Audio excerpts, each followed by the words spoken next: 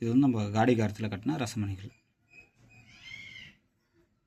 முறையாக படம் போட்டு ரசம் நீர் வாங்கி மெட்டலாக இருக்குது. ஜெயரசம் சொல்ல மாதிரி செய்திருக்கோம். இது நம்ம ரச செம்பில் ஏற்கனவே போன வீடியோவில் பார்த்தீங்கன்னா ரச செம்பு நாககுரு கொடுத்தது. திரும்ப செம்பு தான் இது. கையில் அணிகள்லாம் நினைக்கலாம். சாதா செம்பு காட்டிலாம் வந்து ரச செம்பு வந்து பல மடங்கு வைப்ரேஷன் உண்டாகும்.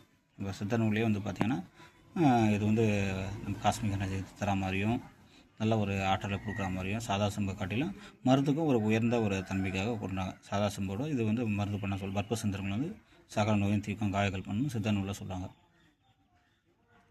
துருசு செம்பில் இது நம்ம ரச செம்பில் துருசுலேருந்து செம்பு எடுத்து ரசமணி செய்து அதை படம் போட்டு அதுக்கு நம்ம நாககுரு கொடுக்க சொல்ல இந்த நிறம் வருது.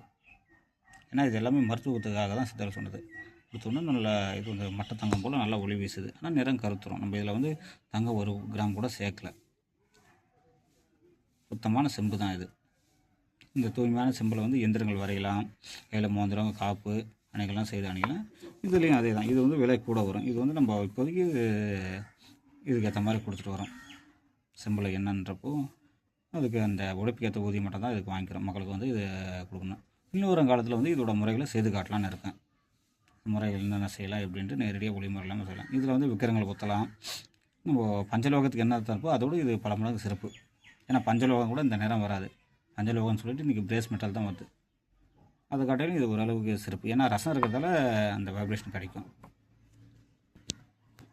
தேவைப்படுறவங்க தொடர்பு கொள்ளுங்க.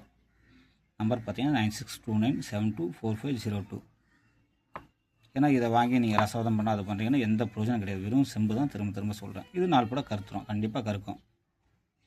என்னென்னா இந்த ரச செம்புக்கு உயிராற்றல் இருக்குது. ரசம் இருக்கிறதால அதிர்வலைகள் உண்டாகும்னு சித்த நூலில் குறிப்பிட்றாங்க.